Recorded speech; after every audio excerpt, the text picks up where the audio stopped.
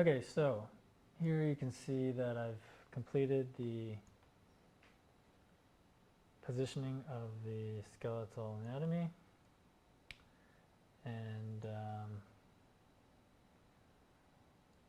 what you're interested in at this phase is obviously proportion, but even in a fairly static pose such as this, there's some subtle things occurring.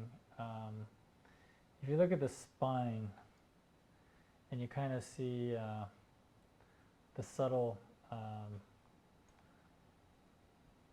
changes in orientation, and then the slight tilt in the pelvis, and the slight shift in the position of the legs. You can see that there's a slight, most of the weight is on the right leg, and her left leg is slightly lifted off, and so that's reflected in the pelvis. Although, oddly enough,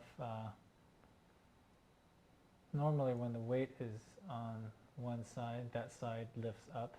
In this case, the side that the weight is on is actually tilted slightly lower, which I don't know, I'm not sure why that happened.